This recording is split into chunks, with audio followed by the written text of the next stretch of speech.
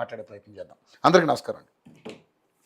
Sir first మీరే, ఎందుకంటే కాంగ్రెస్ పార్టీకి సంబంధించి ఇన్నాళ్ళు నిర్ణయం తీసుకోలేదు, చాలా రోజుల తర్వాత ఇప్పుడు కోర్టు మిమ్మల్ని వారించిన తర్వాత కానీ మీరు ఈ నిర్ణయం తీసుకునే పరిస్థితి కనపడతలేదు.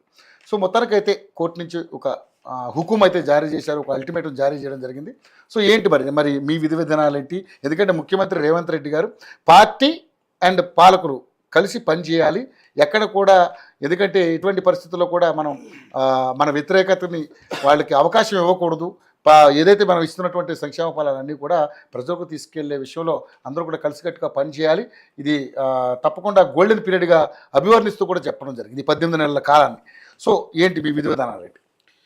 అయితే సార్ ఈరోజు కోర్టు వాయించింది, హుకుం జారీ చేసింది, మొట్టికాయలు వేసింది, అన్నీ ఏం లేదు. ఏంటంటే అట్లా అంటే అంత తీవ్రంగా తీసుకోవాల్సిన అవసరం ఏం లేదు అని. ఎందుకంటే స్థానిక సంస్థల ఎన్నికల్లో కాంగ్రెస్ పార్టీ 42% ఏదైతే బీసీ కులగణన చేసి బీసీలకు పెద్దపీట వేయాలనుకుందో దాన్ని చట్ట ప్రకారం అన్ని పార్టీల నుంచి కూడా అందరికీ కూడా అవకాశాలు రావాలి. అన్ని పార్టీలో ఉన్న బీసీ నాయకులకు అవకాశం వచ్చిన తర్వాత, ఇది చట్టబద్ధం చేసిన తర్వాత దీనిపైన మనము స్థానిక ఎన్నికలకు వెళ్తే బాగుంటుంది, మనం కూడా ఇచ్చిన మాట నిలబెట్టుకున్నట్లు ఉంటుంది. ఈలోపు గ్రామ పంచాయతీ వాళ్ళకు కూడా చాలా నిధులు ఇచ్చేది ఉంది కాబట్టి ఆ నిధులు కూడా మనము సమీకరించి దాన్ని విడుదల చేద్దామని ఆ కోణంలో కొంత పాజిటివ్ దాంట్లో ఉండే. ఈ లోపు ఏంటంటే కొంతమంది కొద్దిగా లేట్ అయింది. లేట్ అయినప్పుడు ఏంటంటే కొంతమంది చాలా లేట్ అయింది. ఇంకా అంటే గతంలో 10 సంవత్సరాల పాపాన్ని కడగాలి కదా సార్. మరి కొన్ని 10 సంవత్సరాల పాపాన్ని కడగాలనుకుంటున్నారు, లేకపోతే మీరు సంక్షేమ ఫలాలు ఏదైతే ఇస్తానన్నారో అవన్నీ సకాలంలో ఇవ్వలేక ఈరోజు సకాలంలో ఇవ్వకపోవడానికి మేమేమన్నా ఇంకా 6 నెలల్లో ఏమన్నా సార్వత్రిక ఎన్నికలు ఉన్నాయా?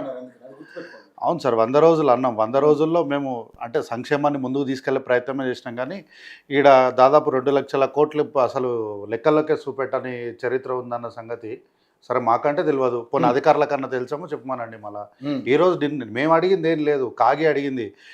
వాళ్ళు షాక్ అయ్యారు. వాళ్ళు మేము నివేరపోతున్నాం, అసలు 2 లక్షల కోట్లు లెక్కలకే రాలేదు, అసలు ఏం చేసినారు మీరు, మాకు లెక్కలు చెప్పండి, ఎటైపోకుండా ఉంటారు మీరు 2 లక్షల కోట్లు అని వాళ్ళు చెప్పారు. ఒక మాట అడుగుతారు, 2,000 రూపాయలు మన జేబులో పోతేనే మన రోజంతా అయిపోతాయి. అట్లాంటిది 2 లక్షల కోట్ల రూపాయలు అంటే చిన్న మాట నాది.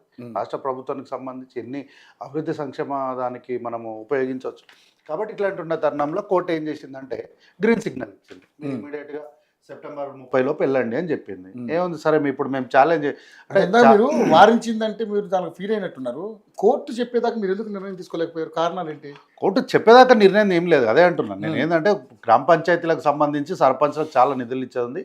సరే, వారిని కూడా కొంత నిధులు వాళ్ళకి ఇచ్చేస్తే వాళ్ళు కూడా రెండోసారి సర్పంచ్లుగా పోవడానికి వాళ్ళకు కొంత ఆర్థికంగా వాళ్ళకు కూడా వెసులుబాటు దొరుకుతుందని ఒక మంచి సదుద్దేశంతో అనుకున్నాము.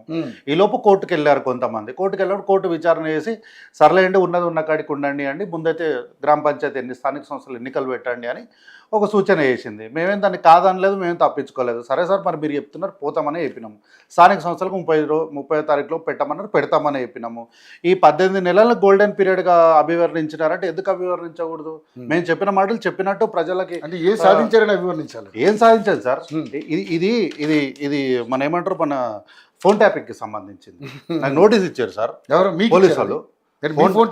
ఫోన్ ట్యాపింగ్ అయిందని చెప్పి మాదే, ఇగో ఈ నంబర్ నాదే, మీరు కావాలంటే ఇక పబ్లిక్ అయిపోయినాక ఇంకా దీంట్లో దాచుకునేదే ఉంది. నంబర్ నాదే, పేరు నాదే, మా నాయన పేరు, మా ఇంటి అడ్రస్ సహా ఉంది. ఇంటికి నోటీస్ పంపించారు. పోయిన తర్వాత ఆడ చూస్తే సరే ఒక ఈ నోటీస్ చూసినాక విచారణకు ఎదుర్కొన్నాక, అంటే విచారణ అధికారుల ముందు దాదాపు ఒక అర్ధగంట సేపు కొన్ని విషయాలు చెప్పారు. ఆ విషయాలు మనము కోర్టులో విషయం ఉంది కాబట్టి నేను బయట విషయాలు చెప్పాను. కానీ ఈ విషయాలన్నీ తెలుసుకున్నాక నాకు ఒక్క మాట అనిపించింది సార్. రాజకీయాల్లో 13-14 సంవత్సరాల రాజకీయ జీవితంలో నేను ఎప్పుడు ఎవరిని కూడా వ్యక్తిగతంగా కోపంగానే ద్వేషంగా నాకు ఎప్పుడు లేదు సార్.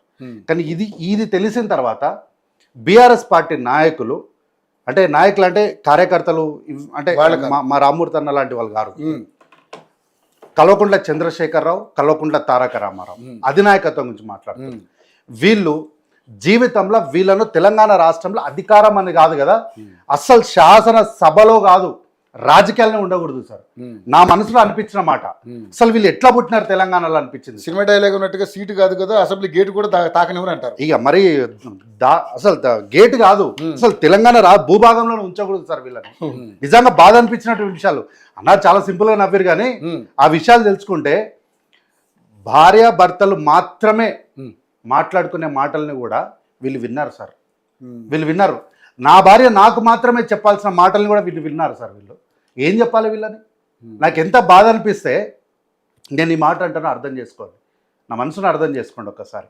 కాబట్టి ఆ రోజు చెప్పినాం మేము, ప్రభాకర్ రావు గారు మీరు ఎక్కడున్నా సరే మిమ్మల్ని తీసుకొచ్చి బొక్కలో నిలబెట్టినాడు, నీ వస్తాదు రాడు నీ దగ్గరికి అని చెప్పినాం మేము. అట్టాగే చెప్పిన మాట చెప్పినట్టు ఆ ప్రభాకర్ రావుని తీసుకొచ్చినాం, విచారణ ముందు కూర్చోబెట్టినాం. కల్వకుంట్ల చంద్రశేఖరరావుకి చెప్పినాం, కాళేశ్వరంలో నువ్వు అవినీతి చేస్తున్నావు, కాళేశ్వరం కట్టడం తప్పు కాదు, కట్టిన విధానం తప్పు, అందులో అవినీతి జరిగింది అని చెప్పినాం. చెప్పిన మాట చెప్పినట్లే కల్వకుంట్ల చంద్రశేఖరరావు గారిని తీసుకొచ్చి విచారణ ముందు కూర్చోబెడితే ఆయన ఎవ్వరు అధికారులు ఉండకూడదు ఇక్కడ, నేను ఒంటరిగా ఉండి నీతోనే మాట్లాడతా, గోప్యత మెయింటైన్ చేయాలి ఇక్కడ అన్నారు. ఎందుకంత భయం ఏముంది? అధికారుల ముందు పూర్తి వివరాలు పారదర్శకంగా చెప్పడానికి మీకు ఉన్నటువంటి భయం ఏంటి? కాబట్టి ఈ రాష్ట్రంలో 18 నెలలుగా రైతు బంధు ప్రతి ఒక్కరికి వేసినాం. ఈరోజు ప్రతి ఒక్కరికి వేసినాం. అర్హులైన ప్రతి ఒక్కరికి 9,000 కోట్ల రూపాయలు రైతు బంధు ఇస్తూనే ఉన్నాం. రైతు రుణమాఫీ చేసినాం. రైతు రుణమాఫీ చేసినప్పుడు కొంతమంది అడిగిరు, ఇదే ఛానల్ మీద అడిగిరు, మీరు ఇస్తానన్నారు, ఇచ్చారు అనుకో. అవును, కానీ మీరు ఎంత ఇస్తానన్నారు, ఎంత ఇచ్చారు? 15,000 ఇస్తామన్నాం సార్. ఈ రోజు బీఆర్ఎస్ 15,000 ఇస్తామన్నాం సార్. 12,000 ఇచ్చినప్పుడు మేమేమి దొంగతనంగా ఎవ్వరికి చెప్పకుండా, ప్రజల దగ్గర పర్మిషన్ తీసుకోకుండా 12,000 మొండికి ఉట్టిగేలే. మేము బాధ్యత ప్రజల దగ్గరకు వచ్చి అయ్యా మేము 15,000 ఇస్తామని చెప్పిన మాట వాస్తవం. కానీ ఇప్పుడున్నటువంటి పరిస్థితుల్లో 15,000 ఇవ్వలేకపోతున్నాం, దయచేసి 12,000 ఇస్తున్నాం, దయచేసి తీసుకోండి అని ప్రజల దగ్గర మేము అభ్యర్థించినాం. అభ్యర్థించి విషయాలు ఏంటనేది పూర్తిగా ప్రజలకు చెప్పినాక మేము 12,000 వేసినాం. 12,000 వేసిన తర్వాత రుణమాఫీ జరగలేదు అన్నారు, గోడల మీద రాస్తారా అన్నారు, గోడల మీద రాసి చూపించినాం. ఈ రాష్ట్రంలో ఉచిత బస్సు ఇయ్యనియ్యరు అన్నారు. రెండో రోజే ప్రభుత్వం ఏర్పడిన రెండో రోజే ఉచిత బస్సు ప్రయాణాన్ని ఇచ్చినాం. ఉచిత కరెంట్ ఇస్తామన్నాం 200 యూనిట్ల వరకు. రాలేదన్న వాళ్ళు ఎవరో నా దగ్గరికి రండి, మీ ఛానల్ తీసుకొని పోదాం, ఛాలెంజ్ చేస్తాను నేను. 500 రూపాయలు కొన్ని వేల మంది వస్తారు. అట్లంటే ఛాలెంజ్ నేను తీసుకుంటా సార్. నేను బాధ్యతగా నిలబడతా. చాలా మంది వస్తారు. నేను నా పార్టీ నుంచి నేను బాధ్యతగా నిలబడతా. అలాగే బయట పడతాయి కదా, పడతాయి కదా. ఇప్పుడు పార్టీ నేను ఏమంటున్నా సార్, ముఖ్యమంత్రి గారు ఎంపీ ఎలక్షన్స్ లో ఒక ఛాలెంజ్ చేశారు. ఏంటి? మిమ్మల్ని ఎంపీ ఎలక్షన్స్ లో 0 చేస్తాను వారు ఛాలెంజ్ చేశారు. అయిపోయింది ఇక, వారు ఛాలెంజ్ చేసి వారు ఛాలెంజ్ అయిపోయింది. ఇది కార్యకర్తలుగా మా ఛాలెంజ్. దీనివల్ల ఇదే ప్రామాణికం, దీనికి మేము ఛాలెంజ్ చేస్తున్నాం. ముఖ్యమంత్రి గారు చేసినటువంటి ఛాలెంజ్, కష్టపడి పనిచేస్తే ఏది అన్నితర సాధ్యం కాదు, ఏదైనా సరే. కాబట్టి దాన్నే స్ఫూర్తిగా తీసుకొని స్థానిక సంస్థల్లో 12,000కు పైచిలుకున్నటువంటి స్థానిక సంస్థల్లో బీఆర్ఎస్ పార్టీకి ఒక్క సీటు కూడా రానియం వీళ్ళను. ఒక్క సీటు రక్తం ప్రాణం పెట్టి పనిచేస్తాం మేము, రక్తం ప్రాణం పెట్టి పనిచేస్తాం. వాళ్ళకు మాత్రం ఒక్క సీటు దక్కనీయం. ఎందుకంటే ఈ విషయాలు తెలిసినప్పుడు అంత రక్తం ప్రాణం పెట్టి పనిచేసే బదులు మీరిచ్చే పథకాలేయో ప్రజల్లోకి వాళ్ళకి చెప్పే కార్యక్రమాలు చెప్తాం, ప్రచారం చేసుకునే కార్యక్రమాలు రక్తం ప్రాణం పెట్టడం అంటే గదే. ప్రతి విషయాన్ని కూడా ప్రజల దగ్గరికి గడప గడపకు ప్రతి మనిషికి తీసుకొని వెళ్తాం. వీళ్ళ హయాంలా సర్పంచ్ల నిధులు ఇవ్వకపోతే సర్పంచ్లు ఎట్లా ఆత్మహత్యలు చేసుకున్నారో వివరించి చెప్తాం. సర్పంచ్లు అయిన పాపానికి ఎట్లా హైదరాబాద్లో వచ్చి వాచ్మెన్లుగా, మెకానికులుగా, జిహెచ్ఎంసీ కార్మికులుగా, సెక్యూరిటీ గార్డులుగా పనిచేస్తున్నటువంటి సర్పంచ్ల జీవితాన్ని వాళ్ళ ముందు కళ్ళగట్టినట్టు చూపిస్తాం మేము. సార్, అదృష్టమో దురదృష్టమో మొన్న గతంలో జరిగినటువంటి సర్పంచ్ ఎన్నికల్లో చాలా మంది యువకులే గెలిచిరు. ఈసారి సర్పంచ్ అవుతాం, నెక్స్ట్ సారి ఎంపీటీసీ అయ్యి ఎంపీపీ అవుతాం, తర్వాత జెడ్పీటీసీ అవుతాం, జిల్లా చైర్మన్ అవుతాం, 30 ఏళ్ళకు మేము ఎమ్మెల్యే మా ప్రాంతానికి మేము సేవ చేస్తామని ఎన్నో కళలు కానీ సర్పంచ్లు అయిన పాపానికి భార్య మెడల పుస్తలమ్మి తాకట్టు పెట్టి అది తీర్చలేక ఆత్మహత్యలు చేసుకున్నారు సర్పంచులు. తల్లి మెడలు ఉన్న పుస్తలు తీసుకొచ్చి అప్పులు తీర్చలేక ఈరోజు హైదరాబాద్లో వచ్చి కూలి పని చేసుకుంటున్నారు సార్, మేసరి పని చేసుకుంటున్నారు, అడ్డమైన కూలీ మీద నిలబడుతున్నారు సార్. ఇంత దౌర్భాగ్యంగా వీళ్ళు సర్పంచ్ల బతుకుల్ని హీనంగా మార్చేసిన విధానాన్ని మేము ప్రజలకు వివరిస్తాం సార్. వివరించి వీళ్ళకు మాత్రం ఒక్క సీటు కాదు కదా, అస్సలు వీళ్ళకు డిపాజిట్లు కూడా రాకుండా చేసే బాధ్యత, ఆ ప్రయత్నం ఖచ్చితంగా మేము చేస్తాం. ఎందుకంటే సర్పంచ్లకు మీరు ఎందుకు బిల్లులు చెల్లించలేదు? అప్పులు చేయలేదా? చేసిరు కదా. అప్పులు చేసి కూడా మీరు ఎందుకు చెల్లించలేదు? ప్రశ్న ఇది.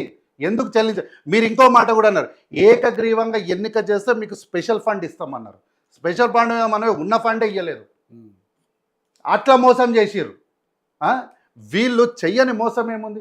పైనుంచి మళ్ళీ కొంతమంది మంత్రులు కల్వకుంట్ల తారక రామారావు, చంద్రశేఖరరావు వీళ్ళు పోయి కొన్ని గ్రామాల్లో మేము దత్తత తీసుకుంటున్నాం అన్నారు. దత్తత తీసుకొని ఉన్న ఊర్లను సర్వనాశనం చేసిర్రు. అట్లా చేస్తేనే వాసాల మరల మళ్ళీ పోయి మేము ఇందిరా మిన్లు చేసి వచ్చినాం. ఆ గవతో సహా మేమే ఆదుకున్నాం మళ్ళీ. రైట్ రైట్ మనం బీఆర్ఎస్తో మాట్లాడతాం మీరు. సార్ రామూర్తి గారు, సో అంటే ఈరోజు మీకు సంబంధించి తెలంగాణ రాష్ట్రంలో మీ పార్టీ 10 సంవత్సరాలు అధికారంలో ఉంది. సరే, అద్భుతంగా చేసామని మీరు చెప్పుకుంటున్నారు.